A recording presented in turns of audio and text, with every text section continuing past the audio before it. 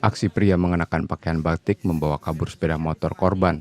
Peristiwa yang ramai di media sosial ini terjadi di sebuah kios HP di kawasan Ilir Barat 1 Palembang, Sabtu pagi kemarin. Menurut pemilik kios, sepeda motor tersebut milik tetangganya yang saat itu ditinggal untuk membeli pulsa. Sebelum pencurian, ada beberapa warga yang melihat pelaku bersama temannya berdiri di depan kios. Para pelaku beraksi saat kondisi di luar kios sepi.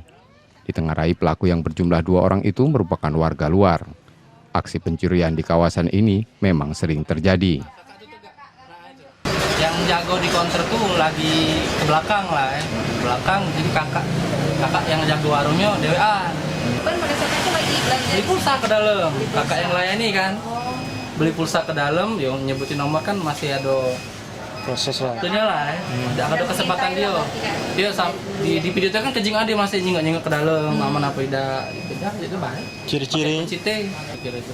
Pelaku yo si kok yang eksekusi si kok yang antar.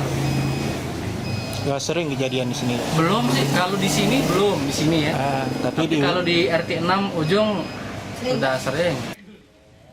Peristiwa ini sudah dilaporkan korban dan ketua RT setempat ke polisi. Reski Oktora, Muklas Diferensial, Kompas TV Palembang, Sumatera Selatan.